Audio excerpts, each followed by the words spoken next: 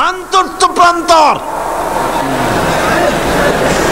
অন্ধকার রাতে উত্তাল তরঙ্গমালার উপর থেকে ঘোড় সওয়ার হয়ে আমরা আফ্রিকার ভূখণ্ডে ইসলামের পতাকা উড্ডীন করেছি। আমরা সেই মুসলমান। দরিয়া পাড়ি দিয়ে মুসলমানেরা চলে গেল। একটা ঘোড়া, একটা উট হারায় গেল না। একজন সাহাবীও পানিতে ডুবে গেলেন না।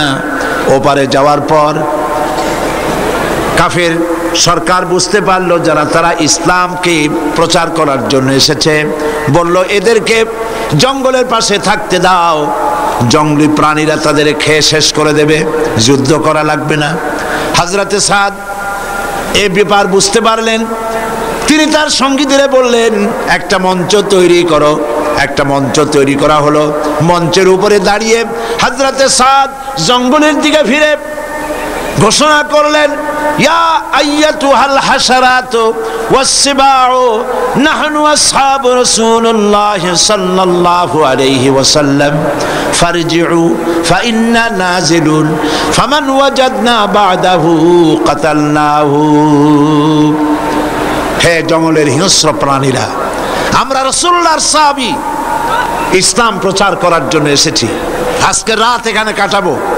আমাদের নিরাপত্তার জন্য এই জঙ্গলের ভেতরে যত হিংস্র পশু আছো সব বেরিয়ে যাও। আমার এই ঘোষণার পর যদি কোনো হিংস্র প্রাণীকে যদি এখানে আমাদের সামনে পাই, তরবারি দিয়ে তার ফয়সালা করা হবে। জঙ্গলি মানুষগুলি, আফ্রিকার মানুষেরা চিন্তা করতে লাগলো, এ পাগলেরা কয় কি? পাগলদের কথা, মানুষের কথা জঙ্গলি প্রাণীতে শুনবে নাকি?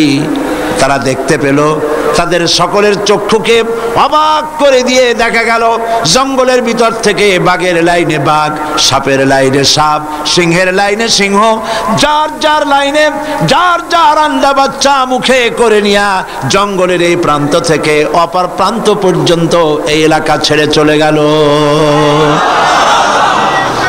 এমন দিন ছিল যখন মুসলমানেরা এভাবে করে আল্লাহর দ্বীন জমিনে প্রতিষ্ঠা করেছে।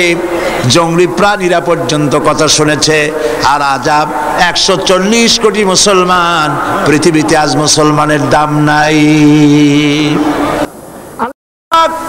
কোরআনের ভিতরে বলেছেন, ওয়ালা তাহিনু ওয়ালা তাহজানু ওয়া আনতুমুল আ'লাউনা ইন কুনতুম মুমিনিন। কোনো ভয় নাই, কোনো চিন্তা নাই যদি তোমরা মুমিন হও। আল্লাহ পাক বলেন তোমাদেরকে আমি জয়ী করব। 10 জন ইমানদার সাবির ধৈর্যধারী মুত্তাকি 10 জন যদি হও, 100 কাফেরের উপরে বিজয় দেব। 100 যদি হও, 1000 কাফেরের উপরে আল্লাহ রাব্বুল আলামিন বিজয় দান করবেন। এটি আল্লাহ পাকের ওয়াদা। মুতার প্রান্তরে জিহাদ হবে, যুদ্ধ হবে। করিম সাল্লাল্লাহু আলাইহি ওয়াসাল্লাম তিনি বললেন, রোমানরা আসতেছে 1 লক্ষ সৈন্য নিয়ে, আর নবীজি মাত্র 3000। তিনি 3000 সাহাবীদেরকে প্রস্তুত করলেন। কতজনের মোকাবেলায়? 1 লক্ষের মোকাবেলায় 3000। মাত্র 3000। নবীজি বললেন, এই জাতি সেনাপতির দায়িত্ব পালন করবে জায়েদকে দাঁড় করায় দিলেন। এরপরে জায়েদ যদি না থাকে, যদি সে শহীদ হয়ে যায়, আমার চাচাতো ভাই জাফর বিন আবি তালেব সেই হবে সেনাপতি। সেও যায়, শহীদ হয়ে যায়। আব্দুল্লাহ বিন রাওয়াহা, 3 জনের নাম নিলেন নবীজি। 3 জনের বুঝতে কষ্ট হলো না, এই জিহাদের ভিতরে একজনও আর ফিরবে না, যেহেতু নবীজি বলেছেন একজনের পর একজনের কথা। আর যদি 3 জনের কেউ না থাকে, তোমরা বানায় নিও আর একজন। নবীজি বললেন, তোমরা 3 জন চলে যাও, যার যার স্ত্রী আর মা বাবার কাছ থেকে অনুমতি নিয়ে আসো। হযরতে যায়েদ বলেন, ইয়া রাসূলুল্লাহ, আমার তো আর যাওয়ার কোনো জায়গা নেই, আপনি আমার, হযরত আয়েশা আমার মা, আপনি অর্ডার মেনে নিয়েছি। হযরতে জাফর তিনি চলে গেলেন তার বাড়িতে, নিজের স্ত্রীকে ডেকে বললেন, প্রাণের স্ত্রী, আল্লাহর নবী আমাকে জিহাদের জন্য আমাকে বলেছেন, আমি জিহাদের ময়দানে চললাম, আমি তোমার কোন হক আদায় করতে পারি নাই, আমার বাচ্চাগুলিকে দেখো, তারা যেন আমি যে রাস্তায় জীবন দিলাম সেই রাস্তায় যেন তারা তৈরি হয়ে যায়। হযরতে জাফরের স্ত্রী তিনি বললেন, প্রাণের স্বামী, আমি নবীজির অর্ডার করেছেন আপনাকে জিহাদে যাওয়ার জন্য, আমি নিষেধ করতে পারি না, তবে আমি আল্লাহর কাছে দোয়া করি। দুখানা হাত উত্তোলন করে তিনি দোয়া করলেন, রব্বুল আলামিন, আমার স্বামী নবীর নির্দেশে জিহাদের ময়দানে যেতেছে, তুমি দয়া করে তাকে জিহাদের ময়দান থেকে গাজী বানাই আমার কাছে ফিরাইয়া দিও।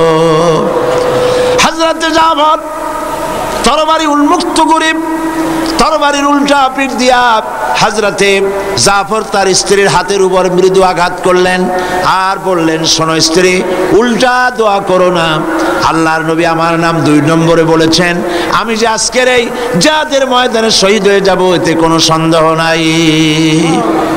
তিনি চললেন, স্ত্রী কাঁদে, বাচ্চা ছেলেগুলি পিছনে পিছনে আব্বা আব্বা বলে কান্দে। হযরতে জাফর একবারের জন্য পিছনের দিকে ফিরে দেখলেন না কে কান্দে। প্রিয় ভাইরা, হযরতে আব্দুল্লাহ বিন রাওয়াহা ওই দিন ছিল তার বাসর সজ্জা, নতুন বিবাহ করেছেন, বাসর রাত আজ, চলে গেছেন বাড়িতে। তারপর বাইরের থেকে শুনতে পান স্ত্রী কোরআন শরীফ তেলাওয়াত করতেছেন। হযরতে রাওয়াহা বলছেন, হযরত আব্দুল্লাহ বলছেন, প্রাণের স্ত্রী, আমি তোমার স্বামী এসেছি, একটু কোরআন পড়া বন্ধ করো, আমার একটু কথা শোনো। নবীজি আমাকে জিহাদের ময়দানে যাওয়ার জন্য অর্ডার করেছেন, আমি জিহাদের ময়দানে যাচ্ছি, আমি তোমার কোনো হক আদায় করতে পারি নাই, তুমি আমাকে আল্লাহর হস্তে মাফ করে দিও। স্ত্রী বলছে, প্রাণের স্বামী, একটা বার ভেতরে আসেন, আমি আপনাকে দেখে নেই, একবার মাত্র দেখেছিলাম, আরেকটি বার আপনাকে দেখতে চাই। হযরতে আব্দুল্লাহ বলেন, প্রাণের স্ত্রী, আমি ঘরের ভিতরে প্রবেশ করব না, ঘরের ভিতরে এলে পরে তোমাকে দেখলে আমার দিলের ভিতরে তোমার প্রতি মহব্বত বেড়ে যেতে পারে, আমি ভেতরে আসব না। স্ত্রী বলছেন, আব্দুল্লাহ, ঘরে আসতে পরে কোনো প্রেম নিবেদন করব না, শুধু তোমার চেহারাটা একবার দেখে রাখবো, কারণ তোমাকে আমি ভালো মতো দেখতে পারি নাই, একটিবার প্রাণ ভরে দেখতে চাই, যাতে করে কিয়ামতের ময়দানে, হাসরের ময়দানে আমি যেন তোমাকে স্বামী বলে চিনে নিতে পারি। হযরতে জাফর, হযরতে আব্দুল্লাহ তিনি বলছেন, স্ত্রী, যদি তোমার সেই ইচ্ছাই হয় আর যদি তুমি ধৈর্য ধারণ করতে পারো, আমাকে দেখার কোনো প্রয়োজন নাই, তুমি যদি ধৈর্য ধারণ করো আর আল্লাহ যদি আমার শাহাদাত নসিব করেন, কিয়ামতের ভিতরে জান্নাতের ভিতরে আল্লাহ রাব্বুল আলামিন তোমাকে আমাকে স্বামী স্ত্রী হিসাবে পরিচয় করাইয়া দিবেন। হযরতে জাফর জিহাদের ময়দানে, হযরতে জাফর, হযরতে যায়েদ, হযরতে আব্দুল্লাহ বিন রাওয়াহা 3000 সাহাবীদের নেতৃত্ব নিয়ে মুতার প্রান্তরে লড়াই করলেন। হযরতে যায়েদ শহীদ হয়ে গেলেন। এবার হযরতে জাফর, চতুর্দিক থেকে কাফেররা ঘিরে ফেলেছে, তাকে তরবারি দিয়ে আঘাত করছে। হযরত জাফরের বাম হাত কেটে গেল, ডান হাতে তিনি ঝান্ডা উঁচু করেছেন, ডান হাতে কোপ লাগলো। এবার ঝুলন্ত কাটা দুটি হাত দিয়ে পতাকা বুকের সাথে জড়ায় ধরেছেন। পাশের সাহাবীকে ডেকে বলেন, ও আল্লাহর নবীর সাহাবী, নবীজির কাছে আমার সালাম জানায় দিও, আমার মনে হয় আমি এখন শহীদ হয়ে যাব, কারণ আমার নাকির ভিতরে আমি এখন জান্নাতের সুঘ্রাণ পেতেছি। হযরতে জাফর শহীদ হয়ে গেলেন। হযরতে আব্দুল্লাহ বলেন, হযরতে আব্দুল্লাহ এবং রাদিয়াল্লাহু তাআলা আনহু তারা দুজন ছুটে গেলেন পতাকা ধারণ করার জন্য। যখন কাছে গিয়েছেন দেখতে পেলেন পতাকা যেন উঠতেছে, কে যেন ধরে রেখেছে। কাছে গিয়ে দেখেন হযরতে জাফরের দুটি পা কেটে কাফেররা দুই দিকে ফেলে দিয়েছে, দুইটি হাত কেটে দুদিকে ফেলে দেখে দিয়েছে, দেহ একদিকে পড়ে রয়েছে, আর শূন্য মস্তক এক কোণায় পড়ে ইসলামের পতাকা কামড়ে ধরে উঁচু করে রেখেছে। হযরত আবু উবাইদা, আব্দুল্লাহ বিন রাওয়াহা তারা বলেন, আমরা হযরতে জাফরের হাত পা মাথা মস্তক এক জায়গায় করে তাকে কাফন পরায়া দাফন করে দিলাম। রাতের আধারে স্বপ্নে দেখতে পাই, হযরতে আবু উবাইদা বলেন, আমি স্বপ্নে দেখলাম নবীজির আমি স্বপ্নে দেখলাম হযরতে আব্দুল্লাহ তিনি যেন হযরতে জাফর জান্নাতের ভেতরে ফেরেশতার সঙ্গে উড়ে বেড়াতেছে। আমি প্রশ্ন করলাম, জাফর, আল্লাহ তোমার সঙ্গে কি ব্যবহার করেছেন? হযরতে জাফর বললেন, আবু উবাইদা, আল্লাহ পাক আমাকে জান্নাত দান করে জিজ্ঞেস করেছেন তুমি আমার কাছে আর কি চাও? আমি বলেছি, আল্লাহ রাব্বুল আলামিন, আমি আর কিচ্ছু চাই না, আমি চাই আর একবার দুনিয়ায় আমাকে পাঠায় দাও, কাফেরদের বিরুদ্ধে দ্বীন প্রতিষ্ঠার জন্য লড়াই করে আবার আমার এই জীবনটা দিয়ে আসি। দ্বীন কায়েমের জন্য, ইকামতে দ্বীনের জন্য এইভাবে সাহাবায়ে কেরাম জীবন দিয়েছেন। নবীজি দান মোবারক শহীদ করে দিয়েছেন, তাদের রক্তের উপরে ইসলাম প্রতিষ্ঠিত হয়েছে এবং এ পর্যন্ত। প্রিয় ভাইয়েরা, মুসলমানদের জন্য প্রয়োজন ঐক্যবদ্ধভাবে আল্লাহর দ্বীন কায়েমের জন্য এগিয়ে আসা। আর যতদিন পর্যন্ত আল্লাহর দ্বীন কায়েম না হচ্ছে ততদিন পর্যন্ত শান্তি আসবে না। সন্ত্রাস তো বন্ধ হবে না, দুর্নীতি তো বন্ধ হবে না। সন্ত্রাস, দুর্নীতি, চাঁদাবাজি, মাস্তানি সব বন্ধ হতে পারে যদি দ্বীন কায়েম হয়, কোরআনের রাজ কায়েম হয়। কোরআন শরীফ শুধু পড়ার জন্য আসে নাই, শুধু তেলাওয়াত নয়, শুধু মাথায় রাখার জন্য নয়, শুধু চুমা খাওয়ার জন্য নয়, শুধু বুকে লাগাবার জন্য নয়। কোরআন এসেছে আইন নিয়ে, বিধান নিয়ে। কোরআন এক সংবিধান। কোরআন দেশ পরিচালনার জন্য, পৃথিবী পরিচালনার জন্য কোরআন এসেছে।